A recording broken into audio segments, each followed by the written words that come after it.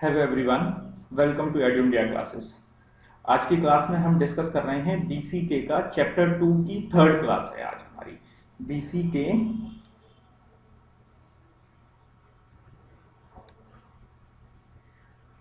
BCK की chapter 2 की class third है आज हमारी।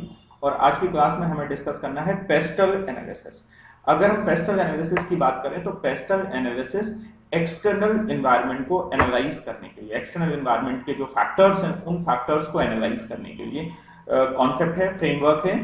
और पेस्टल एनालिसिस की हेल्प से, जैसे यहाँ लिखा हुआ है, pastel framework for analysis of macro environment. Macro environment basically external environment, ठीक है। It encourage management into proactive and structured thinking in decision making. देखिए, प्रोएक्टिव का क्या मतलब होता है? दो तरीके की अप्रोचेस होती हैं, एक रिएक्टिव, एक प्रोएक्टिव। रिएक्टिव का मतलब जब एनवायरनमेंट चेंज हो गया, अब उसके अकॉर्डिंग आप रिएक्ट कर रहे हो और उसके अकॉर्डिंग आप रिस्पॉन्ड कर रहे हो, ठीक है। और प्रोएक्टिव क्या होता है कि आप एनवायरनमेंट चेंज होने वाला है उसको आप पहले से ही एनालाइज कर लेते हो with the help of pastel analysis, आपकी मदद करेगा। और जब आपको इन्वायरमेंटल जो फैक्टर हैं, एक्सटर्नल फैक्टर हैं या मैक्रो फैक्टर है, मैक्रो एनवायरनमेंट के फैक्टर हैं, जब उनको आप बेटर तरीके से एनालाइज कर चुके होगे तो उसके अकॉर्डिंग आप पहले से प्लानिंग कर लोगे। मतलब जब वो एनवायरनमेंट चेंज होगा उसके पहले से आप उसके अकॉर्डिंग प्लानिंग कर चुके होगे। ऐसी अप्रोच को हम क्या कहते हैं? प्रोएक्टिव अप्रोच कहते हैं। क्या कहते हैं बेटा? प्रोएक्टिव अप्रोच कहते हैं। ये कॉन्सेप्ट है simple to understand and quick to implement. कैसा है? Simple to understand and quick to implement. अगर हम पेस्टल की बात करें तो पेस्टल में P stand for political environment. P stand for political environment. Political environment को एनालाइज करना है। पॉलिटिकल एनवायरनमेंट से हमारे यहाँ पर मतलब होता है कि भाई जो गवर्नमेंट, जो रूलिंग पार्टी है, उसकी आइडियोलॉजी क्या है, वो किस तरीके का मतलब बिजनेस के लिए किस तरीके का एनवायरनमेंट क्रिएट करना चाहती है, वो एनालिसिस हमारी क्या कहलाएगी? पॉलिटिकल एनवायरनमेंट की। इकोनॉमिक एनवायरनमेंट का मतलब कंट्री में इन्फ्लेशन क्या है, कंट्री में जो बिजनेस है उसके लिए स्कोप क्या है, इंटर लोन की क्या फैसिलिटीज हैं, जीडीपी का, बहुत सारे जो फैक्टर हैं, इकोनॉमिकल फैक्टर, वो भी हमारे बिजनेस पे फर्क डालते हैं और हमें उन फैक्टर्स को भी समझना जरूरी होता है। सोशियो कल्चर इकोनॉमिक एनवायरनमेंट की बात हो गई। Technological environment, T for technological and L for legal environment और ई फॉर एनवायरमेंटल एनालिसिस, ठीक है।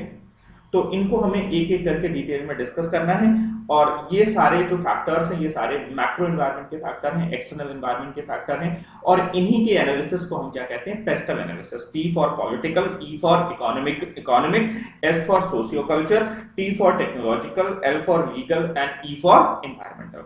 अगर हम आपके मॉड्यूल से ही बात करें तो मॉड्यूल में पेस्टल का यही मतलब लिखा हुआ, आप एक बार रीड करिएगा, आपको बात समझ में आ जाएगी, ठीक है। आप रीड करेंगे यहाँ पर पूरा pastel stand for P for political, E for economical, socio culture, technological, legal and environmental analysis. अब पॉलिटिकल में हमें क्या क्या देखना होता है कि पॉलिटिकल प्रेशर क्या है, कौन कौन से पॉलिटिकल ग्रुप्स हैं, एनजीओज, ठीक है, और इस तरीके इन्फ्लुएंशियल ऑर्गेनाइजेशंस, ये आपके पॉलिटिकल एनवायरनमेंट का पार्ट हो जाएंगे। पॉलिटिकल एनवायरनमेंट में हमें इन बातों को देखना है। टेक्नोलॉजिकल एनवायरनमेंट हमारे लिए अपॉर्चुनिटीज को लेके आ रही होगी या रिस्क या थ्रेट्स वगैरह को लेके आ रही होगी। इकोनॉमिक में pricing, saving, inflation, bank rate, ये सारी बातें इकोनॉमिक एनवायरनमेंट का पार्ट होगी। और लीगल में business and corporate law, employment law, कि जो हम बिजनेस रन कर रहे हैं तो उसमें कॉर्पोरेट लॉ कौन कौन से हैं, कंपनी लॉ वगैरह होगा, ऐसे भी हैं, और भी बहुत सारे लॉज हैं जो किसी ऑर्गेनाइजेशन पे लग रहे होते हैं, ठीक है। साथ ही साथ में हमें एम्प्लॉयमेंट लॉ भी देखना है, क्योंकि अल्टीमेटली हमारे बिजनेस में कुछ लोग काम कर रहे होंगे तो उनके लॉ कैसे, एम्प्लॉयमेंट से रिलेटेड लॉज कैसे हैं, उन्हें हमें ध्यान रखना है। सोशल में ट्रेडिशनल वगैरह ये सारी लिटरेसी रेट आ जाएगा। एनवायरमेंटल में मतलब एक्सटर्नल एनवायरमेंट की बात करते हैं, जो हमारा जो एनवायरमेंटल है उसको, जो सराउंडिंग्स है बेसिकली, वो सराउंडिंग्स से रिलेटेड हम बात कर रहे हैं, ठीक है। तो की फैक्टर को इन्होंने यहाँ एनालाइज किया है। देखिए पॉलिटिकल के लिए क्या कह रहे हैं? Political factors are how and to what extent the government intervenes in the economy and the activities of the business. Government का इंटरवेंशन कितना है इकोनॉमी में और बिजनेस की एक्टिविटीज, ठीक है, इस बात को भी हमें पता होना चाहिए, ठीक है। और करेक्ट पॉलिटिकल फैक्टर्स में also influence the goods and services which the government want to provide और be provided and those that government do not want provide. कई बार चीजें हम देखते हैं कि कुछ गुड्स कुछ सर्विसेज को गवर्नमेंट खुद देती है, जैसे एजुकेशन के लिए गवर्नमेंट खुद है, हेल्थ इंफ्रास्ट्रक्चर के लिए गवर्नमेंट खुद है, रेलवे के लिए गवर्नमेंट खुद दे रही। तो अल्टीमेटली हमें ये जानना भी जरूरी होता है कि वो कौन कौन सी सर्विसेज हैं जो गवर्नमेंट खुद प्रोवाइड कर रही है, और अगर वो गवर्नमेंट खुद प्रोवाइड कर रही है हेल्थ एजुकेशन से रिलेटेड है, तो ये भी इस बात की जानकारी हमें हमारी डिसीजन मेकिंग में फर्क आ जाती है, ठीक है, क्योंकि उसी के हिसाब से हमें अपनी पॉलिसी बनानी पड़ेगी। फिर कह रहा है इकोनॉमिक फैक्टर का मतलब क्या है, कह रहा है factor have the major impact on how business operates and take decision. Economic factor का मतलब कि बिजनेस किस तरीके से डिसीजन मेकिंग करते हैं, किस तरीके से ऑपरेट कर रहे हैं। फॉर एग्जांपल इंटरेस्ट रेट क्या है, ठीक है, बिजनेस की ग्रोथ क्या है, एक्सपेंशन कैसे हो रहा है, एक्सचेंज रेट क्या है, ठीक है, और जैसे यहाँ पर मेनली बात लिखी है कि मनी सप्लाई क्या है, इन्फ्लेशन क्या है, क्रेडिट फ्लो क्या है, पर कैपिटा इनकम क्या है, ये सारे जो इशूज हैं, ये सारे इशूज आपके इकोनॉमिक एनवायरनमेंट का पार्ट है, तो हमें ये सारी जानकारी होनी चाहिए। सोशल फैक्टर्स में, ठीक है, सोशल इकोनॉमिक एनवायरनमेंट की बात करते हैं, सोशल फैक्टर की अगर हम बात करते हैं तो सोशल फैक्टर में कह रहे हैं affect the demand for the companies product and how the company operates, ठीक है, बहुत सारे कल्चर हैं, जैसे मैंने अभी आपके पिछले कुछ एग्जांपल्स में मैंने मैकडी की बात करी हुई थी, तो वो मैकडी का कि उन्होंने जब वो इंडिया में आए तो वो बेसिकली आलू टिक्की का बर्गर लेके आए, ठीक है, और जबकि पूरे इंटरनेशनल लेवल पे अगर देखा जाएगा, एक्सटर्नल बाकी वर्ल्ड में देखा जाएगा तो वो बीफ बर्गर के लिए फेमस है। तो ये सारी चीजें हमें एनालाइज करनी पड़ती हैं so that we can take efficient decision, एक अच्छा डिसीजन हम ले सकें, एक स्ट्रैटेजिक डिसीजन हम ले सकें, ठीक है। लीगल एनवायरनमेंट का मतलब हमने देखा क्या है, ठीक है। एनवायरमेंटल फैक्टर का मतलब बाकी जितने भी सारे अदर फैक्टर्स आ रहे हैं वो सारे एनवायरमेंटल फैक्टर में आ जाएंगे। चलिए जरा देखें, ये है बेस्टल मैट्रिक्स, वो बात वही है, उसी को बार बार डिफाइन किया जा रहा है। पॉलिटिकल एनवायरनमेंट की अगर हमें बात करनी है तो हमें क्या क्या देखना पड़ेगा, पॉलिटिकल स्टेबिलिटी। इंडिया में जैसे पॉलिटिकल स्टेबिलिटी भाई 5 साल तक एक गवर्नमेंट रहती है, तो अब कुछ जो बड़े बिजनेसेस हैं जिनको सेटअप होने में ही 5 साल लग जाता है, तो अगर वो इंडिया में आना चाह रहे होते हैं तो उन्हें प्रॉब्लम होती है, लगता है कि अभी हमने इस गवर्नमेंट के हिसाब से हमने सेटअप किया और नेक्स्ट गवर्नमेंट अगर हमें बंद कर देगी तो हमें फिर दिक्कत हो जाएगी, ठीक है। तो पॉलिटिकल स्टेबिलिटी हमें देखना है। पॉलिटिकल प्रिंसिपल एंड आइडियोलॉजी, भाई जो कंट्री का जो रूलिंग पार्टी है उनके प्रिंसिपल्स क्या है, उनके आइडियोलॉजी क्या है, वो किस तरीके से काम करना पसंद करते हैं, किस किस बात पे वो फोकस कर रहे हैं, तो ये बात भी फर्क डालती है बिजनेस पे।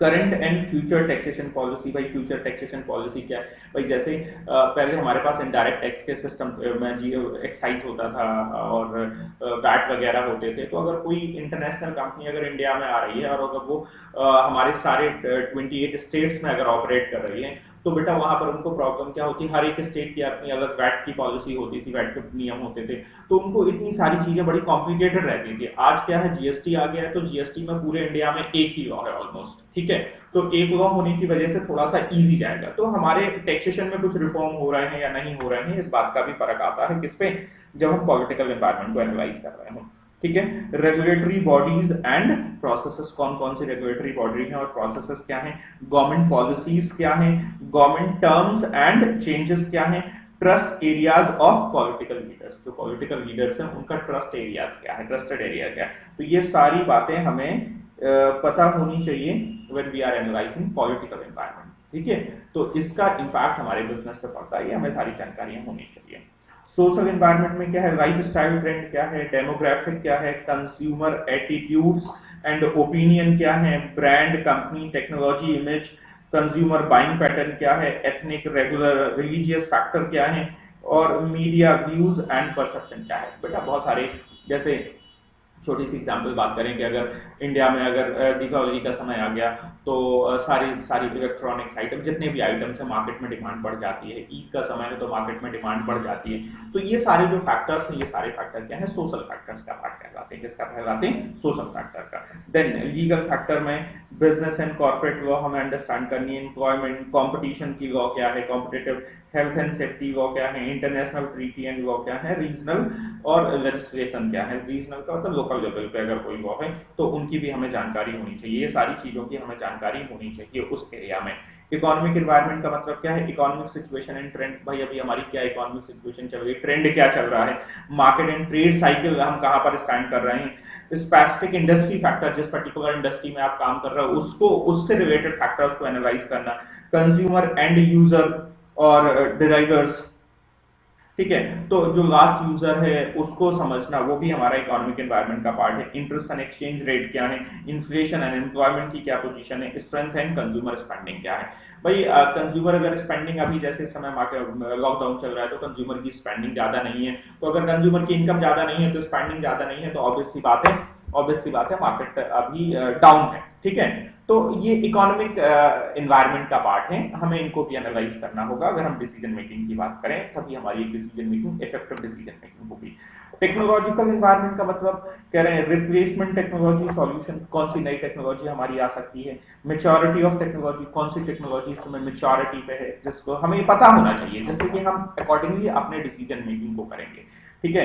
कह रहे हैं manufacturing maturity and capacity, innovation potential, technology access, licence, patent, ये सारी चीजें, intellectual property rights and copyrights, ये सारी जो हमारी चीजें हैं टेक्नोलॉजी से रिलेटेड है। टेक्नोलॉजी हमें करंट टेक्नोलॉजी क्या है, कौन सी आउटडेटेड होने वाली है, कौन सी फ्यूचर में आने वाली है, इसका हमें नॉलेज होना चाहिए। इन्वायरमेंटल एनालिसिस में इकोलॉजिकल और इन्वायरमेंटल इशू, ठीक है, इन्वायरमेंटल हजार्ड्स, क्या क्या नुकसानदायक चीजें होती, कौन कौन सी जो हम प्रोडक्ट बना रहे, कहीं ऐसा तो नहीं है कि वो इन्वायरमेंट के लिए नुकसानदायक हो, तो इन बातों को भी ध्यान देना है कि गवर्नमेंट, वो हम कहते हैं ना ओजोन लेयर की बात हो रही होती है कि हमें पॉल्यूशन कम से कम करना है जिससे ओजोन लेयर को ज्यादा नुकसान ना हो, तो ऐसे करके बहुत सारी गवर्नमेंट की पॉलिसीज और रूल्स होते हैं जो हमें पता होना चाहिए। इन्वायरमेंटल लेजिस्लेशन का मतलब क्या है कि जब भी कोई आप इंडस्ट्री सेट करते हो तो आपको पॉल्यूशन कंट्रोल बोर्ड से भी एनओसी लेनी पड़ती है, तो बहुत सारे ऐसे कुछ प्रोसीजर्स रहते हैं जो इन्वायरमेंटल से रिलेटेड हैं। Energy consumption and waste disposal, जो आपके वेस्टेज हो रहे हैं उनको आप कैसे डिस्पोज करोगे, उसको डिस्पोजल की क्या पॉलिसी है, ये सारी चीजों का हमें पता होना चाहिए, तभी हम अपने बिजनेस को इफेक्टिवली रन कर पाएंगे। तो ये जो एनालिसिस है, ये एनालिसिस आपका कहलाता है पेस्टल एनालिसिस। क्या कहलाता है बेटा? Pastel analysis. नेक्स्ट देखिए, अगला जो टॉपिक है वो है स्ट्रैटेजिक रिस्पॉन्स टू एनवायरनमेंट। देखिए स्ट्रैटेजिक रिस्पॉन्स से यहाँ पर मतलब क्या है कि एनवायरनमेंट अगर चेंज हुआ है तो एक ऑर्गेनाइजेशन कैसे स्ट्रैटेजिकली रिस्पॉन्स करेगी, उसका रिएक्शन क्या होगा। तो तीन तरीके के स्ट्रैटेजिक रिस्पॉन्स हैं, एक least resistance, proceed with caution और डायनेमिक रिस्पॉन्स। लीस्ट रेसिस्टेंस का मतलब क्या होता है, एनवायरनमेंट चेंज हो गया, हमने उसके चेंज को देख लिया और लोग भी उसके अकॉर्डिंग चेंज हो गए, अब हमारी मजबूरी हो गई कि हमें भी चेंज करना पड़ेगा, तो हमने भी अपने आप को चेंज कर लिया, ठीक है। तो इसे कहते हैं हम लीस्ट रिस्पॉन्स, बहुत ही स्लो रिस्पॉन्स कर रहे हैं, करें। Some business just manage to survive by way of coping with their changing external environment, वो केवल सर्वाइव करना चाहते हैं, अच्छा एक्सटर्नल एनवायरनमेंट चेंज हो गया तो हम भी चेंज हो जा रहे हैं, ठीक है। प्रोएक्टिव तरीके से चेंज नहीं होगा, वो रिएक्टिव है। कैसे है बेटा? Reactive. They are simple goal maintaining unit, और ऐसी यूनिट को हम क्या कहते हैं? गोल मेंटेनिंग यूनिट कहते हैं, उनका कोई विजन नहीं होता है, ठीक है, वो गोल मेंटेनिंग यूनिट कहते हैं। They are very passive in their behavior, active नहीं है, प्रोएक्टिव नहीं है, ठीक है। तो passive in their behaviour, passive का मतलब जो एनवायरनमेंट चेंज हो जाता है तब ये अपने आप को चेंज करते हैं, एक्टिवली चेंज नहीं करते।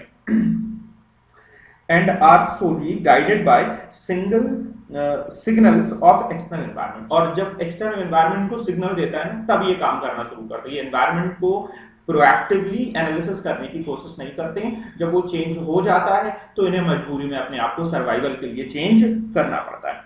They are not ambitious but are content with the taking simple path of least resistance in their goal seeking and resource transformation behavior। बहुत अधिक ये लोग एम्बिशियस नहीं होते, पर ठीक है सर्वाइव कर रहे हैं, ठीक है। एक एग्जांपल दिया जैसे इन्होंने बीएसएनएल की बात करी हुई है, ठीक है। Proceed with caution, proceed with caution का मतलब क्या होता है कि थोड़े से ये एक्टिव नेचर के होते हैं, पहले वाली की तुलना में थोड़े से ये बेटर होते हैं, और जब ये देखते हैं कि एनवायरनमेंट अगर चेंज हो रहा है तो ये कुछ प्रिकॉशंस लेके अपने आप को चेंज कर, थोड़ा सा रिस्क लेते हैं, ठीक है। कह रहे हैं at the next level are the business that take an intelligent interest to adopt with the changing external environment. अगर जो एक्सटर्नल एनवायरनमेंट चेंज हो रहा है तो उसके अकॉर्डिंगली अपने आप को भी चेंज करते हैं, स्ट्रैटेजिकली चेंज करते हैं, इंटेलिजेंस के साथ चेंज करते हैं। They seek to monitor the change in that environment, analyse their impact on their own goals and activity and translate their assessment in terms of specific strategies. वो analyse करते हैं environment को, analyse के बाद उसका impact देखते हैं business में, इम्पैक्ट देखने के बाद फिर उसके अकॉर्डिंग अपनी स्ट्रैटेजी बनाते हैं। ऊपर क्या था कि वो इन्वायरमेंट उनको फोर्स करता था कि अब आप क्या हो जाओ, चेंज हो जाओ, इसके हिसाब से काम करने लगो। यहाँ पर क्या इन्वायरमेंट चेंज हो गया, ये उस इन्वायरमेंट को अडॉप्ट करने की कोशिश करते हैं, अकॉर्डिंगली अपने आप को तैयार करने की कोशिश करते हैं। तो ये इन्हें कहते हैं प्रोसीड विद कॉशन। ये स्ट्रैटेजी क्या है? Proceed with caution. और तीसरी स्ट्रैटेजी है डायनेमिक रिस्पॉन्स, मतलब ये लोग तो होते हैं जो खुद इन्वायरमेंट को चेंज करते हैं। ठीक है, तो कह रहे हैं at a still higher level are those business that regards the external environment forces as partly manageable and controllable by their action। वो पूरे external environment को ही control करते हैं, उनके एक्शन से ही external environment क्या हो रहा होता है, चेंज हो रहा होता है। बहुत पहले से ही वो प्रोएक्टिव अप्रोच करते हैं। एनवायरमेंट चेंज होगा उन्हें पहले से ही पता चल जाता है, इवन वो एनवायरमेंट चेंज का पार्ट बन जाता है। ठीक है, तो प्रोएक्टिव अप्रोच होती है। The feedback system are highly dynamic and powerful. और ऐसा कब होता है उन्हें? क्योंकि उनका जो फीडबैक सिस्टम है ना वो हाईली डायनेमिक और पावरफुल है, तो उन्हें पता चल जाता है कि what is the demand of the customer, customer की नीड क्या है, कस्टमर की डिमांड क्या है, कस्टमर क्या नया चाहता है, एंड दे प्रिपेयर अकॉर्डिंगली, और वो अकॉर्डिंगली उन्हीं के हिसाब से गुड्स एंड सर्विसेज बनाते हैं। They not merely recognise and words of threats, they convert threats into opportunities. वो थ्रेट्स नहीं कहते, उनके लिए कहते कोई थ्रेट्स नहीं है। थ्रेट्स का मतलब क्या, कुछ नया है वही तो थ्रेट्स है, तो उसी को क्या बना देते हैं, अपॉर्चुनिटीज बना देते हैं। They are highly conscious and confident of their own strength and weaknesses, their external environment, advisories. Example Vodafone. तो ऐसे कुछ एग्जाम्पल वोडाफोन हैं, यहाँ पर हम किसकी बात कर सकते थे, यहाँ पर हम जियो की बात कर सकते थे। ठीक है, तो ये वो कुछ ऐसे यूनिट्स हैं, ऐसे बिजनेसेस हैं जो बहुत ही प्रोएक्टिव होकर काम करते हैं, जो कस्टमर की नीड को समझते हुए अकॉर्डिंगली पूरे इवन मार्केट को, एनवायरनमेंट को ही खुद इन्फ्लुएंस कर रहे होते हैं। ये चेंज को खुद चेंज लेके आ रहे होते हैं, are part of the change, वो चेंज लेके आ रहे होते हैं। ठीक है, तो ये आपका छोटा सा पार्ट बचा हुआ था, पेस्टल एनालिसिस और स्ट्रैटेजिक रिस्पॉन्स टू एनवायरनमेंट। ठीक है, ये कवर अप हो गया, आपका चैप्टर 2 कंप्लीट हो गया है। चलिए मिलेंगे चैप्टर 3 में अपनी नेक्स्ट क्लास में। चैप्टर 3 में हमें डिस्कस करना है बहुत सा कुछ, उन्होंने बिजनेस ऑर्गेनाइजेशंस दी हैं, तो उनका सीईओ कौन है, हेड ऑफिस कहाँ है, उससे रिलेटेड कुछ इन्फॉर्मेशन देनी है, जनरल नॉलेज से रिलेटेड आपका नेक्स्ट चैप्टर है। ये पहला और दूसरा चैप्टर काफ़ी इंपॉर्टेंट था जो कि हमने कवर अप कर दिया है। ठीक है, चलिए thank you, thanks for watching. मिलते हैं अपनी अगली क्लास में, तब तक के लिए बाय बाय।